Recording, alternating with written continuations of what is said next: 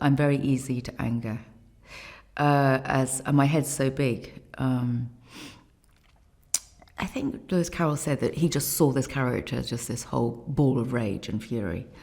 And I get angry very, very easily. And that is indeed my whole problem. And that's why initially, what you get in this one is that you get flashbacks as to, for instance, why my head has got so big, because that is my big problem.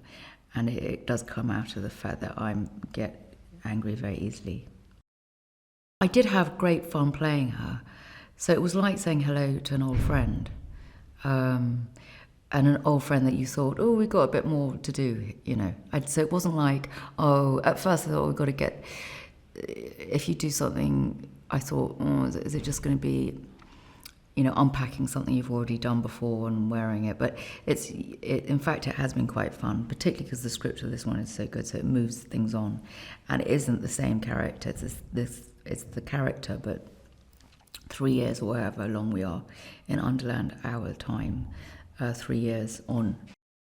Alice has gone off exploring throughout, you know, come back from overseas, and she is needed in Wonderland because the Hatter's gone insane, because he's convinced that his family were not obliterated by the Jabberwocky, but in fact they're still alive. So they think he's gone truly mad, or in fact strangely sane. I mean, it's all topsy-turvy down in Wonderland.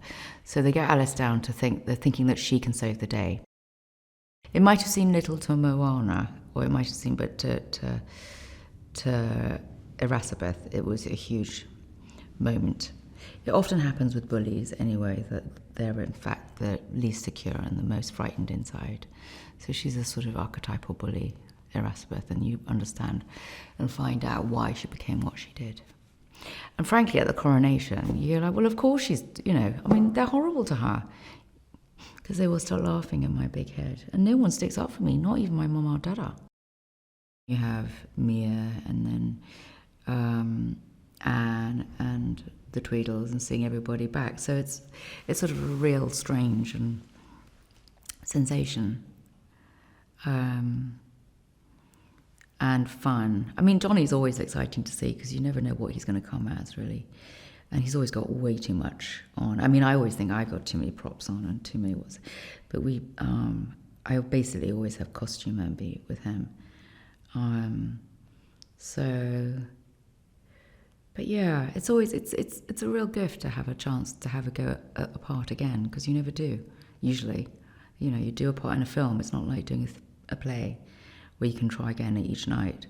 You only get you get takes, but you don't really have a stab at playing the whole thing, or playing a whole part, or embodying it again. I think they did say it was a great, well, given that she became sort of practically Joan of Arc by the end, slaying the Jabberwocky. And she's not, you know, in the book, Alice could have been,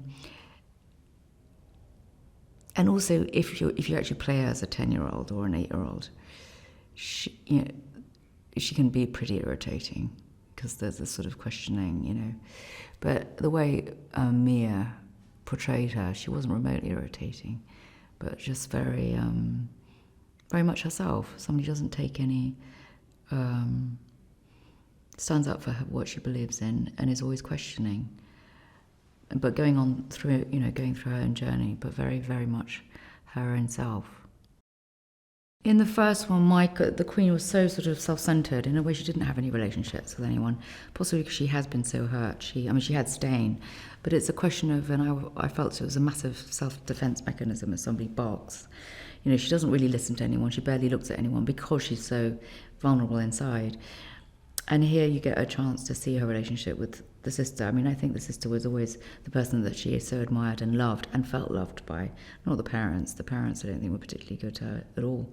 But I think that was a fundamental relationship. So Anne's character, Morana, is the one person that the Red Queen is receptive to, scared of, angry with, confused, and just open to emotionally. So it's been great just being able to act with her and trying to do different, not just listening, which is all the acting, and developing our characters, I guess. elegance to him. And that's usually not necessarily associated with the director, only because directors are under a huge amount of stress. He wears the stress of it incredibly graciously. And also it's a real quiet confidence. I mean, having said that, I haven't seen anything that I haven't seen any of it, but everyone seems incredibly impressed by him. Hey, did you like that video? Well, I've got some movie trivia for you. Did you know that, like Facebook, Star Wars was originally prefixed by the definite article the? Much cleaner without it, don't you think? For this and more movie facts, click on more videos, or for more trailers, click on the playlist.